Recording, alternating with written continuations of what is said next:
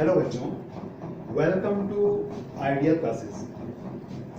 बच्चों, आज जो हमारा टॉपिक है, इस टॉपिक में हम आपको उन भौतिक राशियों के बारे में बताएंगे जिन भौतिक राशियों को हम भौतिक विज्ञान में अध्ययन करते हैं। कई सारी राशियां होती हैं। इन सभी राशियों का जब हम मान निकालते हैं या इनको जानना चाहते हैं तो हमें उन राशियों के सूत्र, मात्रक, बीमीय सूत्र और कैसी राशियां ये हैं, सदिश राशियां या अदिश राशियां, इन बारे में संपूर्ण जानकारी होनी चाहिए। आज हमारा टॉपिक है, इस टॉपिक के आधार पर हम भौतिक राशियों के गुणा दो तरह से कर सकते हैं। पहला गुणा हमारा ये है जो मैं दिखा रहा हूं यहाँ पर, जहां पर इसमें जूम कर रहा हूं आपको। ये देखिए, ये हमारा पहला रूप है। इसमें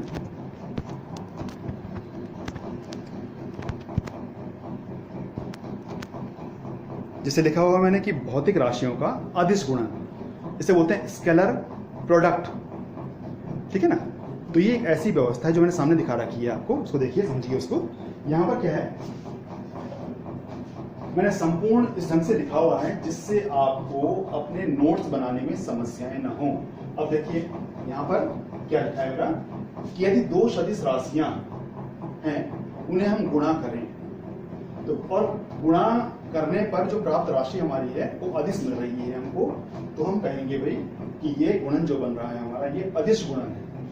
ठीक है। इस अवस्था को दिखाने के लिए हम उन दोनों भौतिक राशियों के बीच में डॉट, एक बिंदु डॉट लगा के इस स्थिति को दर्शाते हैं। इसीलिए इस अवस्था को कहते हैं हम डॉट गुणन या डॉट प्रोडक्ट इसे कहा जाता है। ठीक है ना। अब देखिए इस स्थिति हमारी यहाँ बन रही है। जैसे हमने दो राशियां माना है, जैसे ये राशि हमारे पास है, ये एक राशि हमारी ए वेक्टर है, एक राशि बी वेक्टर है। तो हम इन दोनों राशियों को जो गुणा करेंगे, इन गुणा करने के लिए हमको एक कोण भी दिया हुआ है कि कोण में ये दोनों लगी हुई है, यहाँ पर हमको मिल रही है। तो इनकी जो अवस्था बनेगी, इसके लिए यदि हम दोनों राशियों को गुणा करें तो गुणा करके जो हमें परिणामी मिलेगा, उस परिणामी का मान दोनों राशियों के परिमाण मतलब वैल्यूज के गुणनफल और साथ में दोनों राशियों के बीच बने कोण की कोज्या, जिसे बोलते हैं कॉस, के भी गुणनफल को यदि हम कर दें तो जो परिणामी मिलेगा हमको, उस परिणामी के द्वारा हम नई भौतिक राशि के मान को प्राप्त कर सकते हैं। या ऐसे बोले इसको हम कि पहली भौतिक राशि के साथ दूसरी भौतिक राशि का क्षैतिज घटक यदि गुणा कर दिया जाए तो ऐसी स्थिति में जो राशि प्राप्त होती है, उस राशि को हम इस ढंग से प्राप्त करते हैं। अब देखिए, माना हम पे दो राशि है, जैसे चित्र बनाया गया सामने। चित्र को देखिए, मैं जूम कर रहा हूं चित्र को, जिससे आपको आइडिया बन जाए पूरा ढंग से। ये देखिए, ये फिगर है हमारा। इस फिगर में एक राशि हमारी ए है, यहाँ पर दिखाई गई, जिसे हम ए वेक्टर बोल रहे हैं। सदिश राशि है तो वेक्टर शो कर रखा है हमने उसमें। ये हमारा बी वेक्टर है। इन दोनों के बीच में एक कोण बन रहा है, थीटा कोण, ये स्थिति बन रही है। तो ऐसी अवस्था में जो इस बी, जो हमारी राशि ऊपर दूसरी राशि है, उस राशि का क्षैतिज घटक, कोई राशि हमारी जो होती है ना, वो राशि यदि किसी कोण से कार्य कर रही हो तो उस राशि का जहां कोण बन रहा है ना, उस तल को या उस रेखा को या उस अक्ष को हम उसका क्षैतिज अक्ष कहते हैं। तो घटक जो बनेगा क्षैतिज वाला, वो नीचे आएगा हमारा, जिसे हम शो करते हैं कॉस के रूप में। तो बी कॉस थीटा यहाँ पर दिखाई देगा। अब हम इसे ए का परिमाण लेकर बी कॉस थीटा से गुणा कर दें, उसका जो हमें परिणामी मिलेगा, वह परिणामी यहाँ पर इसके अदिश गुणन को दर्शाएगा। जैसे यहाँ पर देखिए नीचे इस चित्र के एक के अनुसार हमें यहाँ पर एक कंडीशन दे रखी है, हमने लिखी हुई है यहाँ पर कंडीशन। ये हमारी कंडीशन है। माना हम पे दो राशि जो बन रही है, एक ए वेक्टर एक बी वेक्टर, जो दिखाई दी है मैंने आपको। उसके अनुसार जो A vector dot B vector जो हमारा है, इसको हम शो कर रहे हैं equal to A B cos theta, A और पूरा बी कॉस थीटा। ये बी का क्षैतिज घटक है, इसको शो कर सकते हैं। अब देखिए, इस प्रकार जो राशि हमें मिलेगी, उस राशि का मान हमें जो मिलेगा वह राशि पूर्णतः एक अदिश राशि होगी। अब इसका एग्जाम्पल है लेते हैं, जैसे माना हम पे दो राशियां, जैसे चित्र 2 में दिखाया गया है ऊपर, आप देखिए मैं आपको बता रहा हूं। फिगर 2 जो बन रहा है हमारा ऊपर, ये देखिए इस फिगर में हमको यहां पर एक ए बी अवस्था दे रखी है। यहाँ पर कोई वस्तु है, इस वस्तु पर हम बल लगा रहे हैं, ठीक है ना। इस वस्तु पर बल लगा रहे हैं और बल लग रहा है हमारा थीटा कोण से। तो इस बल के द्वारा ये वस्तु यहाँ से यहाँ तक विस्थापित हो चुकी है, हट गई है, यहाँ से यहाँ चली गई है। तो जो विस्थापन हमारा है वो डी है। सदिश रूप दिशा दिखाई दे रही है हमको, तो सदिश रूप बन रहा है हमारा। बल हमारा ऊपर किसी कोण से लग रहा है, ये सदिश रूप हमारा है। तो एफ और डी दोनों जो राशि हमारी है सदिश राशियां हैं। ऐसी स्थिति में हम जानते हैं जब भी हम किसी वस्तु को बल लगाकर विस्थापित करते हैं तो उस वस्तु पर हम कार्य करते हैं, उस कार्य का मान लगाए गए बल और विस्थापन के गुणनफल से हम प्राप्त करते हैं। वो स्थिति हमारी यहाँ बनेगी और उसके अनुसार जो मैंने यहाँ पर नीचे लिखा है एग्जाम्पल के अनुसार, जो इस फिगर बन रहा है हमारा, इसके अनुसार हमें देखिए नीचे की स्थिति मिलेगी। हमने यहाँ पर लिखा हुआ है ये देखिए जो हमारा एग्जाम्पल है, इसके अनुसार जो दोनों राशियां हमारी हैं, तो जो हमने गुणा किया है तो हमें कार्य मिलेगा, लिखा हुआ मैंने यहाँ पर। अतः जो कार्य बनेगा हमारा, कार्य का मान, कार्य का सिंबल W इक्वल टू बल, सिंबल्स का F वेक्टर डॉट विस्थापन D वेक्टर। दोनों सदिश राशियां हैं, डॉट गुणा किया है इसका, इसलिए हमारी जो राशि बनी है वो अदिश राशि बनी है। यहाँ पर ये इसलिए हुआ है, यहाँ पर ये इसलिए हुआ है क्योंकि इन दोनों की एक सिंपल रूप जो बनता है, सामान्य रूप जो बनता है हमारा, उस रूप में हमको cos थीटा मिलता है, या बोल सकते हैं इसमें ये मिलता है हमको W equal to F D cos theta, समीकरण 3। ये हमारा सामान्य रूप है और ये इनके प्रतीकों के साथ इसका सदिश रूप है, इसे बोलते हैं W equal to F vector dot D vector.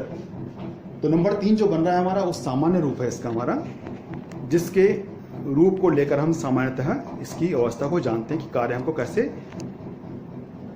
प्राप्त होगा, ठीक है ना।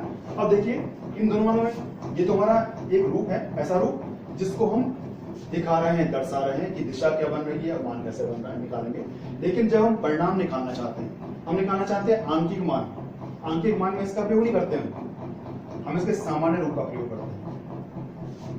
आंकिक मान निकालने के लिए हमें कार्य निकालना है तो हम इस सूत्र का प्रयोग करेंगे और तब मान निकालने का प्रयास करेंगे। तो देखिए इन पूरी अवस्थाओं से हमें क्या लगा कि जिन जिन राशियों के मान में, जैसे बोले हम, जिन जिन दो सदिश राशियों के गुणनफल से मिलने वाली दूसरी राशि के सूत्र में यदि हमें cos थीटा मिल रहा है तो cos थीटा मिलने की अवस्था में जो हमें इसका सदिश रूप मिलेगा उस रूप के लिए हम इसमें डॉट का प्रयोग करेंगे और जो राशि बनेगी हमारी वो राशि पूर्णतः अदिश होगी। तो हमें ध्यान देना है, यहाँ पर नीचे लिखा हुआ मैंने, मुख्य बिंदु क्या है हमारा कि यदि सदिश राशियों के गुणन से बनी राशि के सूत्र में cos आ रहा हो तो उसका सदिश रूप डॉट से प्राप्त होता है, लेकिन निर्मित राशि जो बनती है हमारी अदिश राशि ही होती है। तो ये सदिश गुणन, अब देखिए सदिश गुणन की अवस्था होती है जिसे बोलते हैं हम वेक्टर प्रोडक्ट।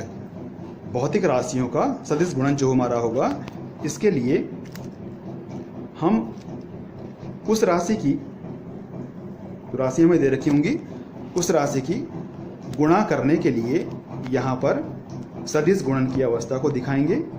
इस अवस्था के आधार पर यदि हमें दो राशियां जो मिल रही हैं, जैसे राशि हमारी यहाँ भी मिली थी, तो राशि जो मिल रही है वे राशियां सदिश रूप में हैं, गुणा करने के पश्चात हमको सदिश राशि ही दे रही है।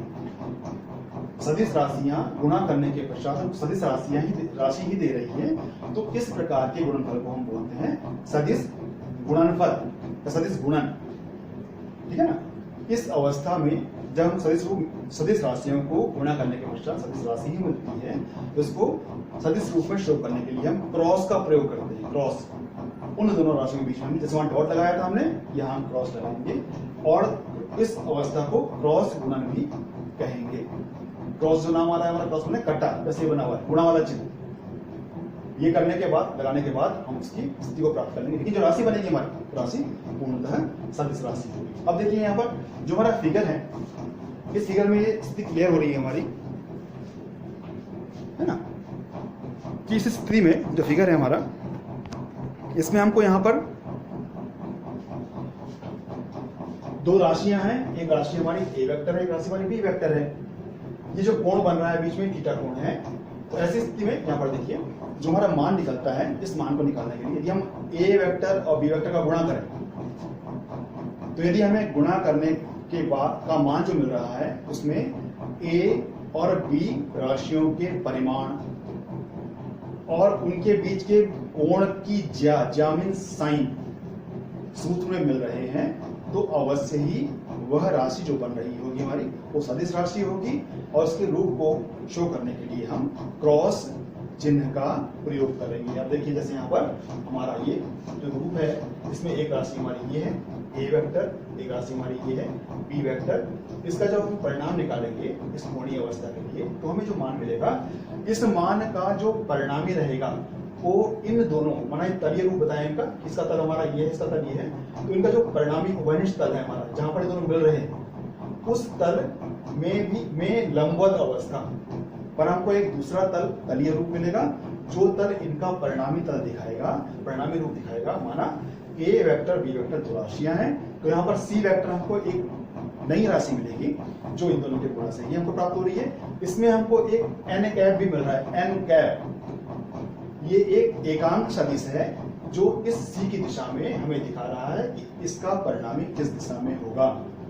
एकांक सदिश इसे कहते हैं, ठीक है ना। और जो ये अवस्था होती है हमारी, इसमें एक नियम होता है दक्षिणावर्त पेंच नियम, दक्षिणावर्त पेंच नियम, ठीक है ना। तो जो ये स्थिति बनती है, मतलब दक्षिण की तरफ ने मुड़ना है, दक्षिण कहाँ है हमारा, नीचे की तरफ है ना, तो हम ऊपर से देखिए, ऊपर से नीचे की तरफ मुड़ रहे हैं, ऊपर से हम नीचे की तरफ मुड़ रहे हैं।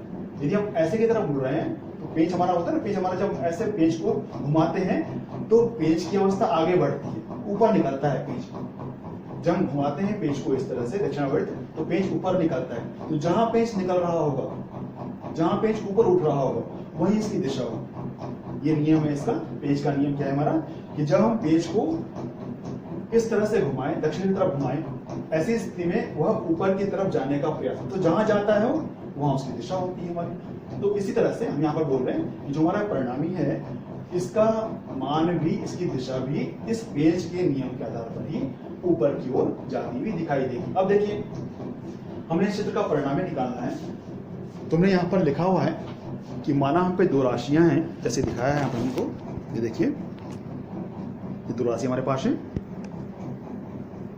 ये देखिए दो राशियां ए वेक्टर बी वेक्टर, कोण थीटा बन रहा है, तो इनका जो हमने गुणा किया, तो ए वेक्टर देखिए क्रॉस वहां डॉट था, A vector cross B vector equal to A B, दोनों का परिमाण साइन थीटा, दोनों के बीच की कोण की ज्या, और एन कैप, एन कैप क्या है हमारा, ए तथा बी के उभयनिष्ठ तल के लंबवत एकांक सदिश।